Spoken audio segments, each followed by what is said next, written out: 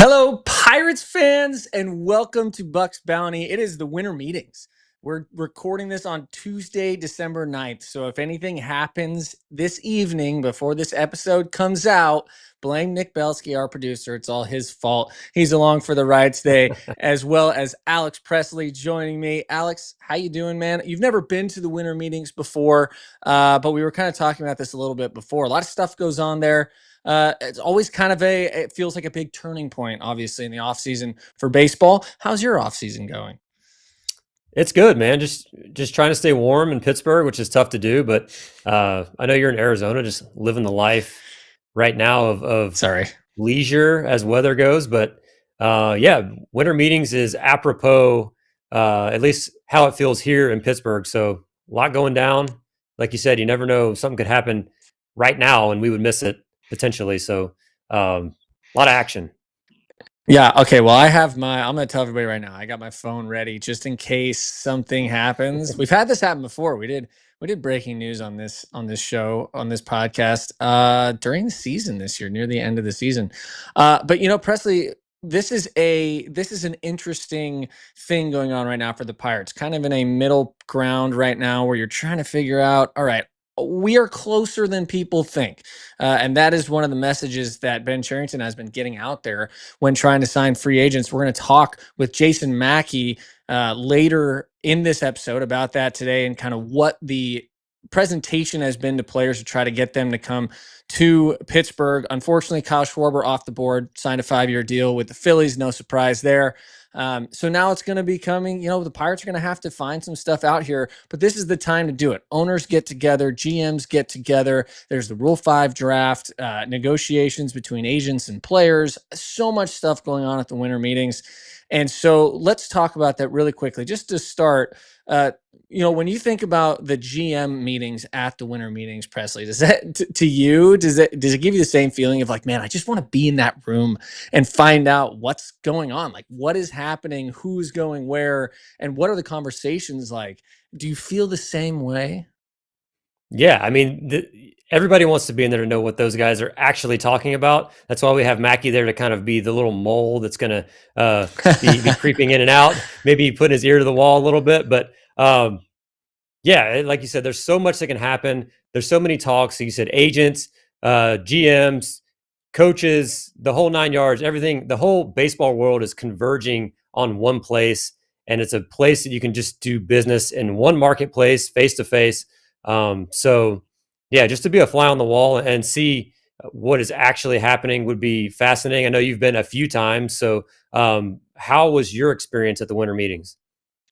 I think the funniest part about it is like if you're a baseball nerd like we are, every 3 minutes you're like, oh my God, it's him. Oh my God, it's him. Like you just see every big name front office executive and play some players that are signing contracts, do some press conferences there as well. But every media member that you've ever seen is at the winter meetings right now getting some kind of information. And it's very interesting just to see in person. But I will say this: there's a few things that happen in the winter meetings that people don't really know about. Which here's a good one for you, Alex. You ready? So there's like a trade show where the companies that sell the stuff that goes in the stadiums sell to teams, which is something I never thought about. Like there's a company that makes the padding that goes on the outfield walls for major league stadiums, and there are multiple different companies that sell multiple slightly different versions of this stuff, and I just would never have thought about that. That's a great idea. I mean, you have everybody's attention, right? And I would imagine a lot of the technology, new Oh yeah. technology that can be used is showcased kind of in a little convention area, and just to try to get people's attention, have your pitch to those organizations, and why my product's better. I mean, I can't just add another element to the winter meetings. There's always more. There's always more. And all the deals are done at like, at the hotel bar at like 1 a.m., right? Everybody's been there all That's day. when most The deal deals get doesn't done, get right? done. Just in general. Yeah, exactly. Exactly. Speaking of Applebee's. deals getting done, good transition there, Alex. Really, really good stuff. The Pirates do make their first major trade of this offseason.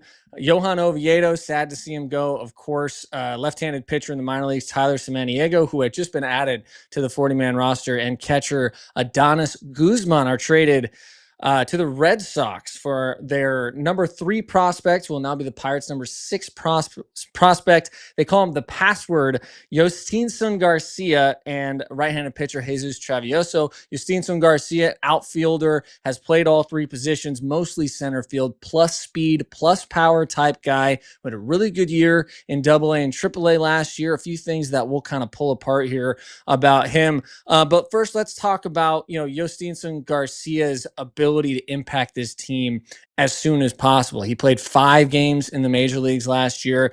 I mean, he had 7 plate appearances. We're not really going to take any stats based on that, but he's there. He's ready. The Pirates have been looking for major league ready position player talent for a while now.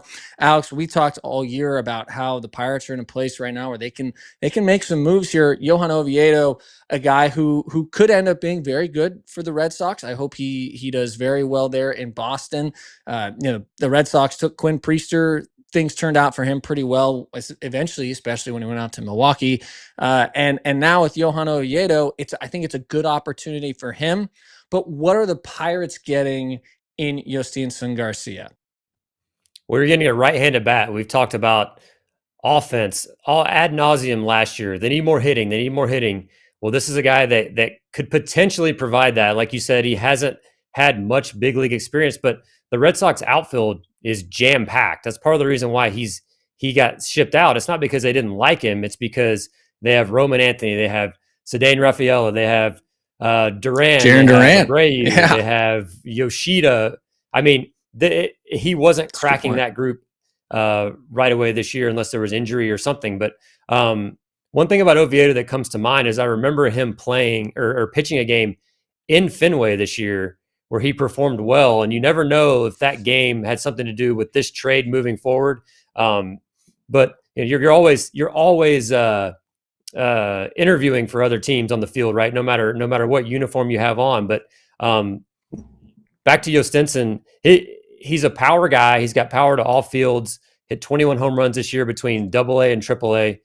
Kind of, if there was one thing that maybe I kind of take a step back on, was his strikeout rate was up at the 27%, which is pretty high. But you know what? He's learning. He's young. He'll be 23 in I think like maybe 2 days.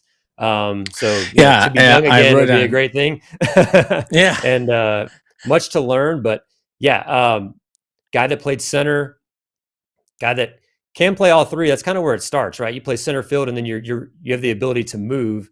And left field at PNC Park isn't the smallest place. It's almost like another center field in left field. So he could be a good addition just to see how he moves around out there with O'Neal Cruz in center field. And also, if you need to spell O'Neal in center as a left-handed bat, you bring the righty, a guy that has had a lot of experience in center. So a lot to be excited about with Jhostynxon, and just exciting, maybe a little more pop than we've had here in the recent memory from the outfield. Yeah, 21 home runs in between AA and AAA last year. I do want to bring up those strikeout numbers. So 102 strikeouts in AAA, which is a good amount, of course, more than you'd like you said, up around 27%, but only 27 walks. So he's a guy who's very aggressive. He also walked a lot less in AAA than he did in AA, which means that maybe as pitchers can start using the outside of the zones a little bit more, he's going to have to learn how to get guys in there consistently. Sorry, got a little cold going on. But for him, he has to be able to hit in the zone, and he's got to be able to hit off speed better. That's what the main thing is going to be for him going forward. And I want to see him make those adjustments in PNC, hopefully soon.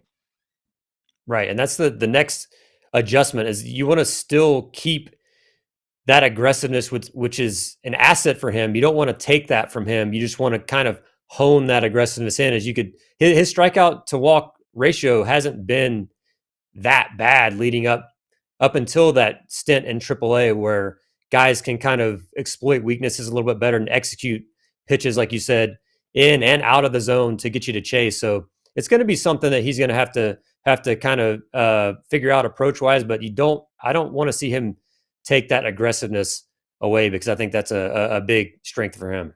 Yeah, I think what really is big about this for me is that I understand wanting to go out and get, immediate big time offensive weapons. The Pirates need some offensive weapons as soon as possible. But I think what this trade does is it takes from a place where you had a little bit of extra with Johan Oviedo, maybe not even making that rotation next year. We don't know how that's going to end up shaking out.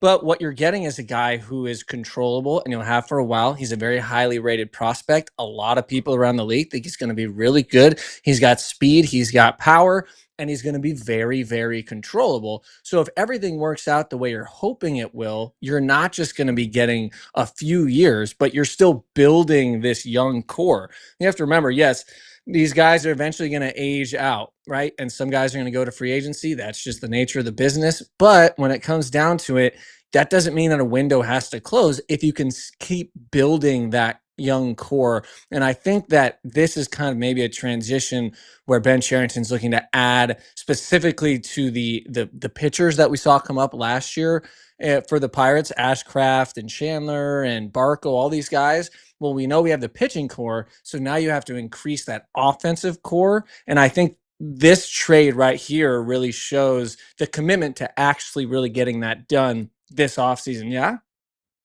Yeah, I mean, like you said, this is something that you want to last for a minute. This isn't a rental where you go and sign a guy for a year, and if things don't work out, he's being traded at the deadline. This is a plan for that can definitely impact the immediate future if things come to pass like we think they might with Garcia, but it also gives you that longevity with a highly rated player that we think is going to be good, and something where he can move along with that young core that we already have in Pittsburgh, and it can be a long term marriage, so to speak. I don't know if that's the best word, but It works. we'll take it. I think that this brings up the obvious question now. Now you take Oviedo out of this possible rotation. So my guess on the top five going into next year right now: Skeens, Chandler, Keller, Burrows, and Ashcraft. Now I can see the Pirates. Ben Cherington loves signing a veteran starting pitcher. He's done it every year that he's been with the Pirates. So I wouldn't be surprised if a lefty veteran starting pitcher, especially left-handed, ends up making their way into the Pirates rotation sometime this offseason. But I mean, if you're running with Skeens, Chandler, Keller, Burrows, and Ashcraft, and those guys stay healthy, of course, is a big part of this. You only have two guys who have thrown at least an 100-inning season. That's Keller and Skeens, but you've got a lot of talent. You've also got Hunter Barco. You got Harrington. You got Jones coming back, hopefully, early-ish in the season. All those things can really change that up a little bit. But what do you think you're going to see next year? Do you think Ashcraft finds his way into the starting rotation, or do you think he's more of a guy that they're still going to try to find out what they have on the bullpen side? I mean, as of this moment, they haven't made a signing, so I would True. like to see him in the rotation. I mean, obviously things could change in 5 minutes, but that I think they do need a left-hander somewhere in that rotation. But we'll see. We'll see what comes of that. But the way Ashcraft finished up last year, and we know he's a starter in AAA, was really good in the bullpen, really good starting toward the end of the year. And these guys. The good news is these guys have pitched in many different roles in the big leagues. We saw Ashcraft in the pen. We saw Burrows go to the pen. I think just for innings purposes toward the end, and we saw Majinski start at the beginning of the year. So there's a lot of flexibility within this group that if you add a lefty, you have guys that can move, and that they can handle it, and they know how to pitch in each situation, and have been willing to just say, hey, just give me the ball. I don't care what the situation is. I want the ball, and I want to get on the mound and just let it go. So very talented group, like you said, and they're going to be exciting to watch. It's going to be really interesting how the whole thing shakes out, because they have some guys behind them coming, like you said, Barco, and there's a kid, Antoine Kelly, that throws upper 90s that was in Altoona this year, and there's even more. Don't forget about Thomas Harrington. He had a tough year last year, but Uh, Still well thought of, and just a lot of depth, which is why they were able to get rid of Oviedo. But the one thing you have to be a little bit careful of is to not get rid of too much of your depth in the process, to where injury or two kind of put you in a situation where you're in bind. But at this point, that's going to bring up the question. Losing Oviedo means we have talked about Mitch Keller possibly being on the trade block as somebody who has a lot of experience and a lot of veterancy, and teams know what they're going to get from a guy like Mitch, who's had a lot of success. He's always hovered around that low 4 ERA, but he gives you a lot of innings. He's a very good middle of the rotation starting pitcher. So it calls that into question a little bit because, like you said, Presley, you don't want to trade away and all of a sudden now have an issue with not enough pitching. And I think it's this interesting balancing act that you have to play that I'm very curious where it's going to end up. But I think, like you said, I think for now, if you look at this from the outside in, I think Keller is a really good fit for this rotation, who's going to be mostly young, and you're going to want some good innings. He has shown that he can provide them in a very good way. I got to imagine you trade Oviedo away. To me, now you're keeping Keller. I would think so. But if they go sign another veteran pitcher who might be able to give you the same thing, then obviously things can change. So it'll be interesting to see how all that plays out. Don Kelly is now making the team his own. And when we come back after talking to Jason Mackey, we'll talk about the coaching staffing changes. But when we come back, we got Jason Mackey joining us from the winter meetings, talking about Ben Cherington's approach to signing free agents and what is going on in Orlando right now. We'll see you in a bit.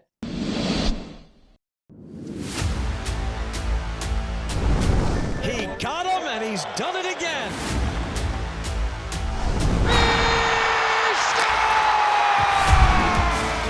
Welcome to Unobstructed Views. We're at BP. We're going to get an inside look. Once you start loving each other, you start fighting for each other. Welcome to Coach's Corner. And he'll admire it, so will we. Is that too much to ask for? Oh, baby.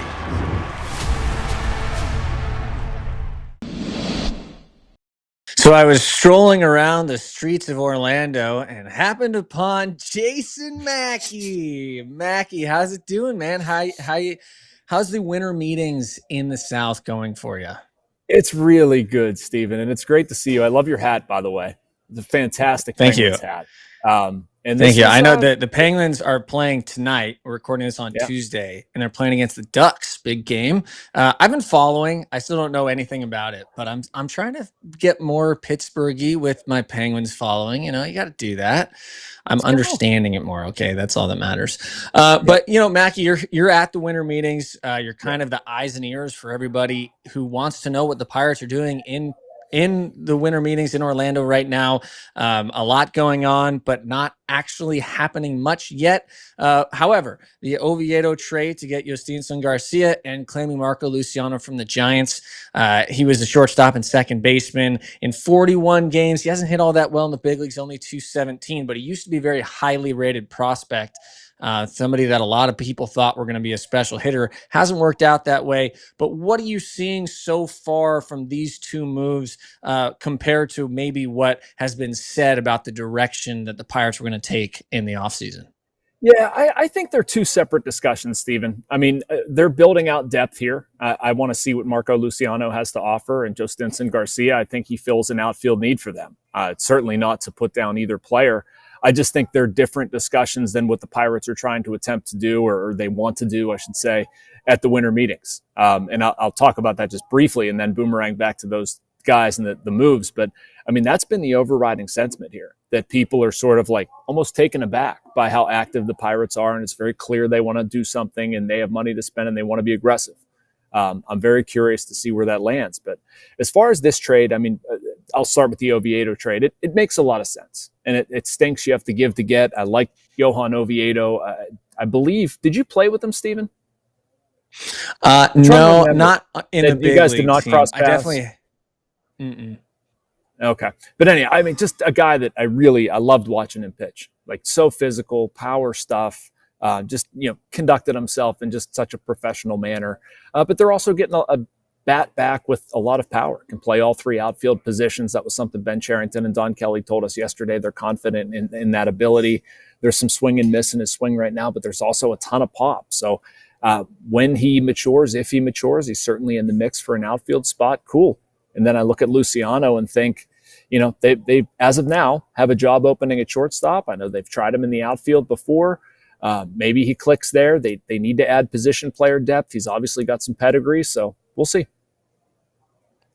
Yeah, I think the Luciano selection for me makes a lot of sense because, like you said, obviously right now there's a little bit of opening in the infield. But Presley, I kind of want to ask you about this. He's the guy that, is still looking to find success in the big leagues. Do you think that's something that can happen still? Or is it, 41 games in, still not a huge sample size, but it seems like he's got to get the ball rolling pretty soon, right?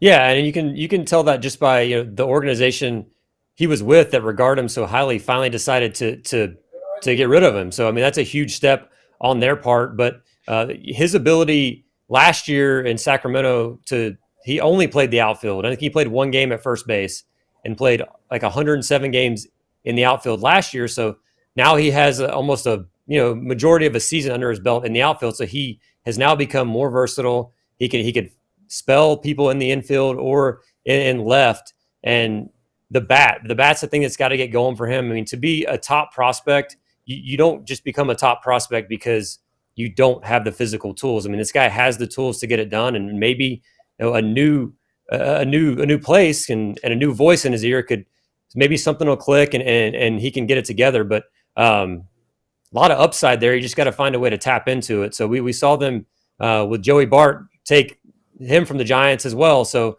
and that's worked out pretty well so far. So interested to see how this all shakes out.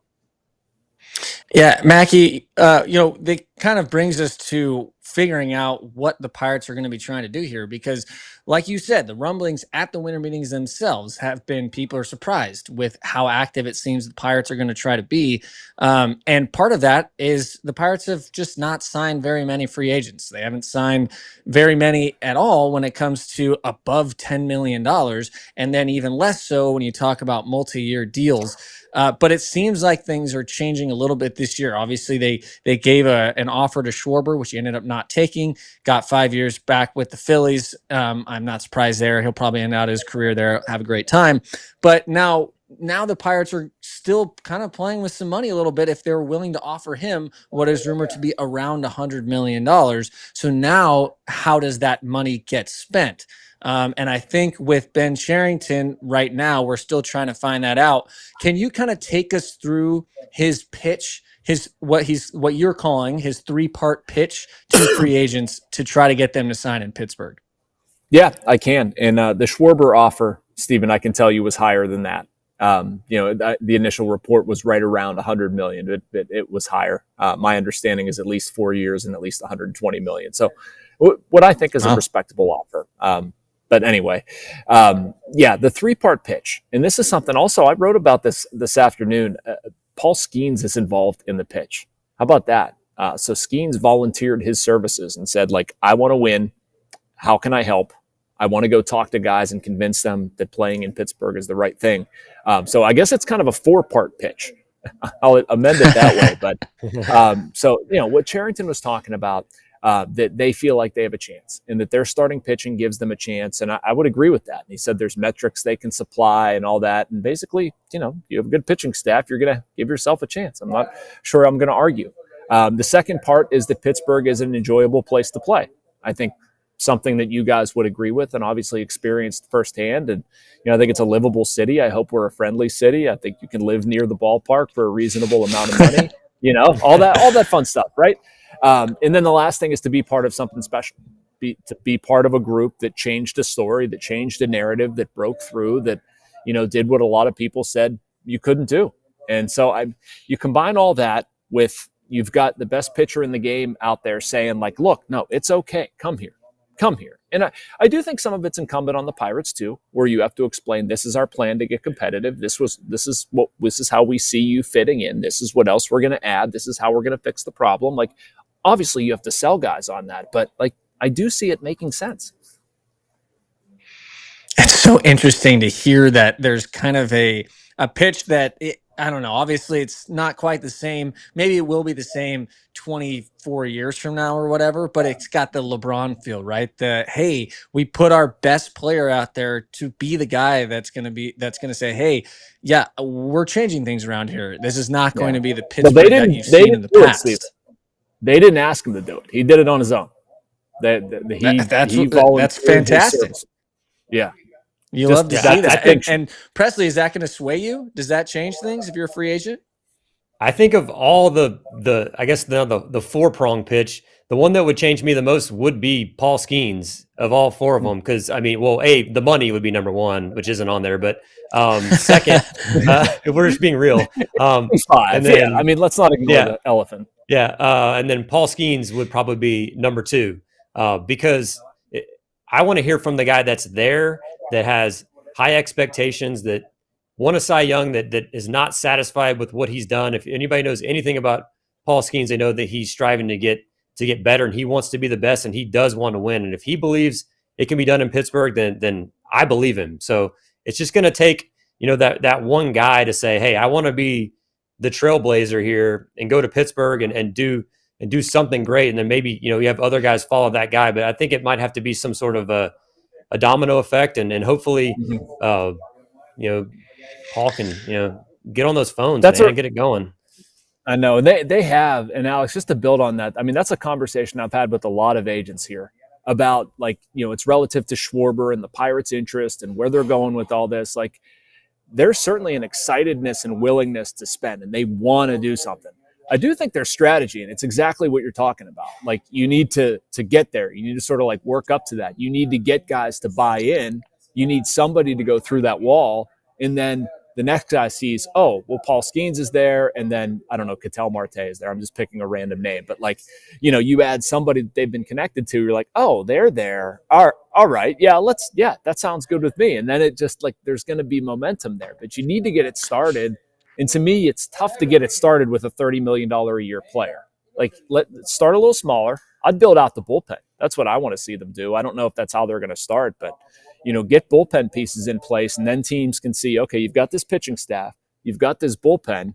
Now, am I going to be the bat that supplements that? All right, I can go down that road. I was going to ask this, and you kind of answered it, I think, on accident during that. But I think what people can forget here is that it doesn't have to be a huge free agent signing that breaks down the wall. It can be a big trade, right? And I think you bring up Ketel Marte. I just can't in my brain think of a better fit for the Pittsburgh Pirates than Ketel Marte. He's one of my favorite players in the game, criminally underrated and under-talked about. He's an incredible baseball player. And he's a legitimate guy that the Pirates could trade for, and possibly that would break down the wall. And Mac, do you think that would get free agents to possibly sign, just seeing them go make a trade to start this off? Absolutely, man. Absolutely. And Brault, it's good to hear you say that. I know a little bit about Ketel Marte, but obviously you know a heck of a lot more than I do, and same with you, Alex. But I would imagine, based on how people think about him, that doesn't not get your attention, right? And that's a right. Good move. That lengthens your lineup. It makes you better defensively. There's a lot of moves like that too. I think about a Brandon Lau, a Yandy Diaz, if you can pry one of those guys from the Rays. There's free agent routes. I need to see one of those. You see one of those, and then I think the rest of them are going to be a lot of options. It's just a matter of, who I had my trusty little list up here. Stephen Kwan, Alec Boehm, maybe. I wouldn't put him atop there, but Real Muto, probably not. I don't see how the fit is. Polanco, maybe. But Marte, honestly, guys, that would probably be right up there for me. That would be probably one or two. It's like him and Brandon Lau. Yeah, I would. Brandon Lau would be a great choice too. All right, let's switch gears a little bit to go from the general manager to the manager, Don Kelly. What has his approach kind of been here? What have you heard him talking about when it comes to getting this team ready to compete next year? It's been a funny 36 hours, man. I swear I've run into Don Kelly 22 times. in there. I saw him like 15 minutes ago. I saw him an hour before that, an hour before that. But anyway, no, it's good. I think there's only so much Donnie can say and do. He's just kind of taking it all in. This is more the general manager's time than the manager's time. But a lot of what we talked about, I thought was most striking with Donnie is winning in Pittsburgh and how much that would mean to him.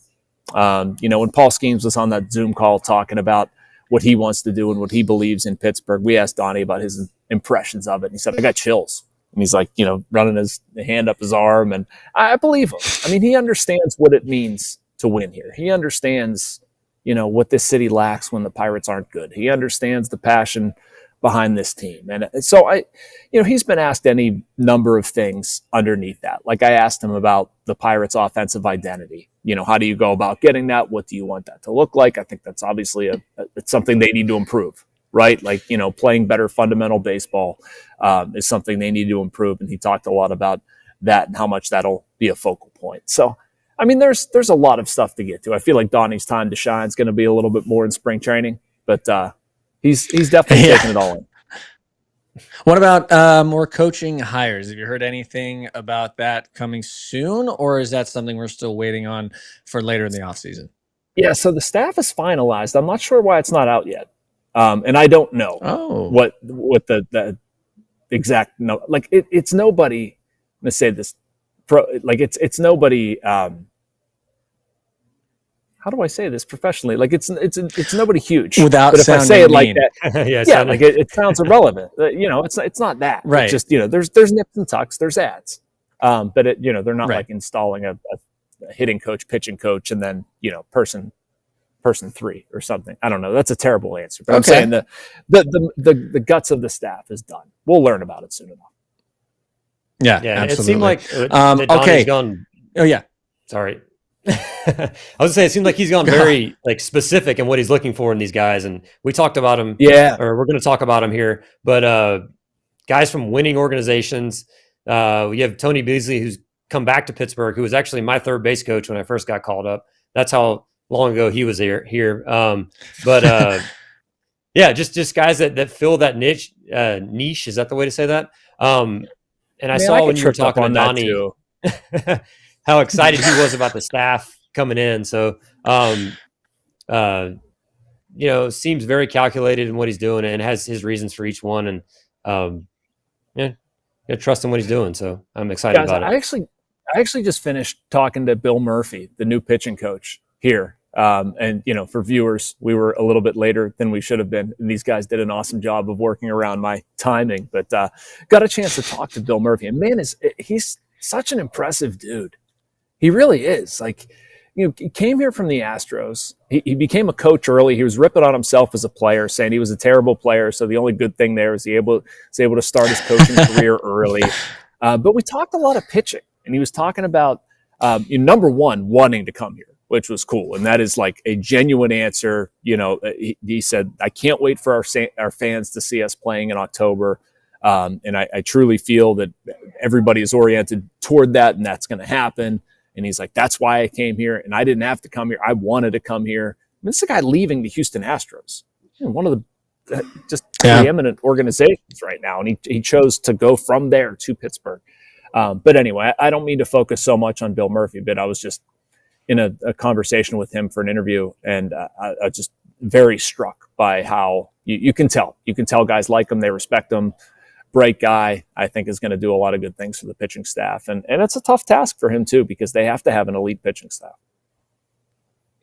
I totally lost this. This is crazy. But somehow, when we were going over the trades at the beginning, we failed to mention or even talk about what you think about the trade, the Oviedo for Jhostynxon trade. We didn't. We just skipped it. So I want to go back to that, and I kind of want to just hear what your thoughts are. Obviously, getting rid of Oviedo, a bummer. We all like Oviedo. We've all liked watching him pitch. But what are we getting? What have you heard about what Jhostynxon Garcia can bring to a team early now in his career with only 5 games in the big leagues, but a really big year in AA and AAA last year? Yeah, very positive stuff. We've heard about the character. We've heard about the power in the bat. I mean, there's there's quite a bit there in versatility. Like, he is a viable option for them at all three outfield spots. We've heard that he still has some work to do in terms of consistency and bat the ball and reducing strikeouts, I should say. Nobody's going to eliminate strikeouts. But there is very real power there. And I talked a little bit about his fit in the Pirates offense. And, he is one solution, but he's not the solution. I think fans, when they saw that trade, they were thinking that, like, that's going to be the Pirates offseason addition. Like, no. It's almost, it's a baseball trade that makes sense for them. Like, you're basically trading your pitching depth for position player depth, and they need to get more. And so, I mean, I don't like losing Oviedo, but you have to give to get. And it seems like they got a really good person who's a highly touted, highly regarded prospect here, who maybe just has a little bit more time to develop or needs to earn his way into an opportunity this season. So I think both outcomes are good. If you go to spring and he's really good and he plays his way onto the club, awesome. Solve the problem. If not, if he has to take a little bit more time, I would hope that they spend the offseason adding some depth as well. So last question here for you, Mackey. I'm just curious what you're seeing as the overarching goal of the Pirates here at the winter meetings. Are they trying to get stuff done this week, or is this something where they're trying to lay down the groundwork to eventually get stuff done later in the offseason? Yeah, I think it's more the groundwork, Stephen.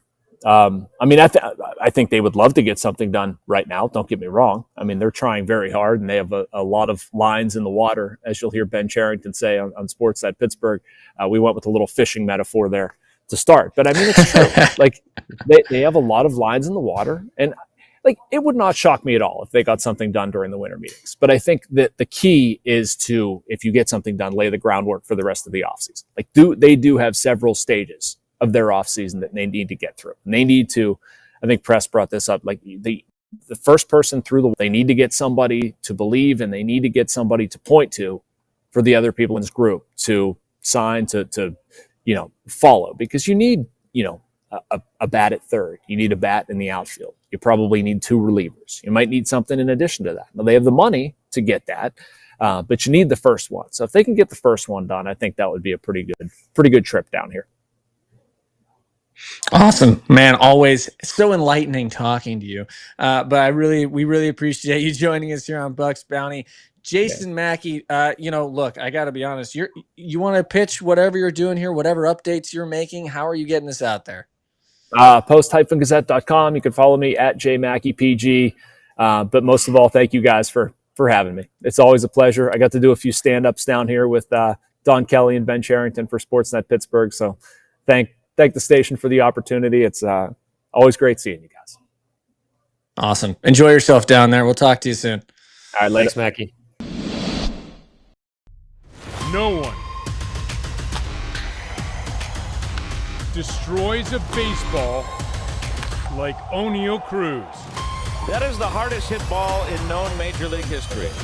Pitchers should consider themselves warned. And it is gone! There's a Cruz missile! Log in with your cable provider and stream the Pirates all season long on SNP 360. Welcome back to Bucs Bounty. Jason Mackey, always a treasure. It's so interesting hearing how these things work, man. And I have no idea what's going to happen, but I know that we're looking forward to this coming season. And the next few days at the winter meetings, a lot of stuff gets done these last few days. So we'll see what happens. But there have been a lot of changes to Don Kelly's coaching staff already this offseason. 3 new hires by Don Kelly. Bill Murphy, pitching coach from Houston, makes his way over to the Pirates. He'll be the new pitching coach. Christopher Negron is the new bench coach. He played for the Pirates minor league system. That's always fun. And then Tony Beasley will be the new third base coach. He was in the Seattle Mariners organization the last few years. Some big changes here. I think the most important things that I really want to touch on here, one, hiring a new pitching coach, mostly on the input of the pitchers on the team. Obviously, the starting pitching and relief pitching was pretty solid, but they were the best thing about these Pirates last year. And so it's interesting seeing a new pitching coach coming in after that. But I think that question just brings you to the obvious one. What is Bill Murphy trying to bring to the Pirates pitching staff that maybe was lacking a little bit before, Press? Yeah, it's a guy that comes from an organization that has been winning for the past 10 years, has had one of the best staffs in baseball across that span of time, which is a really impressive thing. And Houston was very forward thinking, especially in the mid to 2015 on range. And I was there, I got to see some of it. And that's kind of when Bill Murphy came on the scene there and worked his way through that system. So kind of a disciple might be a strong word, but definitely underneath former assistant pitching coach Brent Strom, who probably had a little bit of input on what he thought of Murph, but bringing a lot of ideas. We've seen former Pirates go to the Astros and be very good. I mean, Garrett Cole comes to mind. Musgrove, actually, he was Charlie reversed. Morton. Musgrove, he went from the Astros to the Pirates. So there's been a lot of a track record there with that organization as far as former pitchers go. But the proof's in the pudding. He's by all accounts a great communicator, which is a big deal. It doesn't seem like that big of a deal to the people on the outside, but the ability to relate to the players, to get the best out of the players, is a big thing. And I think Donnie was there in 2019. Is that correct? As the first base coach, 2020, and I think 2020, and Murph was the pitching coordinator. So I'm sure they crossed paths. I don't know how much stock to put into that as far as him getting the job, but just a younger guy, energetic guy that's ready to put his stamp on this staff. And I think it's very interesting, as you mentioned, that the pitchers themselves had an input on this guy, and not to overlook, remember Don Kelly, the first thing he did was Oscar was gone, and then this was the first hire he made. So I almost feel like he may have had an inkling of where he wanted to go, or had something kind of moving forward very early in the process. Yeah, sorry, I realize now you were saying 2019. Don Kelly was coaching with the Astros. Yes, he came over to the Pirates in 2020. That's right. Okay. But with this move, for me, what it seems like is you kind of went from Oscar, who was my pitching coach, right? He was there the first few years I was there, or reverse that. I was there the first few years he was there. He was more analytical, very much so on the new wave of baseball, and nothing wrong with that. He was just more involved in that sort of thing, less when it came down to the specifics of, mechanics all the time. It was more about, we want to make sure pitch shape is correct. We want to use the analytics to tell us kind of the direction to go. And he has made some pitchers very, very good doing that. If maybe what you got Brent Strom for was to be that kind of veteran, older kind of pitching mind that you could try to meld those two guys.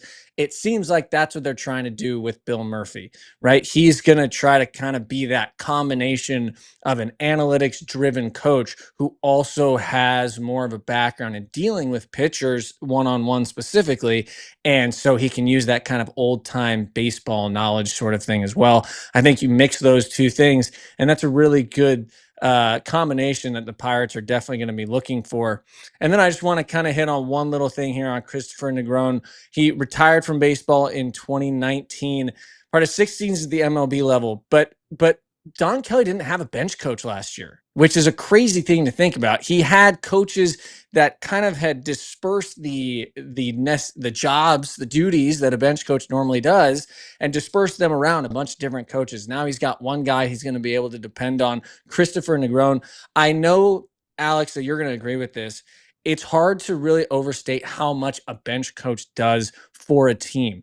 Can you kind of explain what a bench coach will be doing and what Christopher Negron is going to be hoping to bring from that role? Well, one of the cool things about Negron is, and I don't know if you played against him, but I played against him when he was in Louisville and then with the Reds a little bit. Good player, just always very communicative. Is that a word? On the field. We always talk to him on the field, one of those guys. So a guy that's worn many hats with the Mariners, was the AAA manager in Tacoma, then went on to be the first base coach and the third base coach. He knows many different roles and has performed them well with a winning organization. So as far as a bench coach, I mean, you're helping game planning, you're helping decisions in game with the manager, maybe making some suggestions in that regard. You're coaching the bench. I know I spent a lot of time on the bench, so I got to know bench coaches pretty well. So, they tell you, hey, be looking to get ready to go in here in this situation or that situation. So just a lot of different things with the hand in a lot of different places. And I think, he's a young guy. He's 39 to be 40 here soon, but excited to see what he's going to bring. He'll probably still relate to the players really well. He was kind of the guy that was on the bench a little bit, didn't really know what was going to happen when the game started, whether he was going to go in or not. So he'll do a really good job of preparing those guys to be ready for the situations. And I'm excited. It's going to be an energizing hire, I think. Energizing, I think, is a good way to put it. And honestly, take some pressure off of Don Kelly. I know that guy pretty well at this point, and I knew him as a bench coach, and then he became the manager. And I just know that Don Kelly was still doing a bunch of bench coach duties as the manager, just because that's who he is. He's a guy who likes to help. He likes to make sure that everything is going smoothly. I think it's going to be really good for him, a little bit of break off his shoulders, I think, to have a full-time dedicated bench coach behind him. I think it's going to be awesome. We will get more into coaching changes as the Pirates have announced that they'll probably be making one or two more throughout the offseason, and we'll see how that goes. But that's going to do it for us here on Bucs Bounty today. The Winter Meetings edition, we got to talk to Jason Mackey. Of course, we're talking about what the Pirates are going to be doing going forward. And you know what? We'll all find out just the same time as you guys do, and we will all talk about it when it does. But thank you for joining us here on Bucs Bounty. Like, subscribe, watch us on YouTube at SportsNet Pittsburgh. We really appreciate you joining us, and we will see you next week.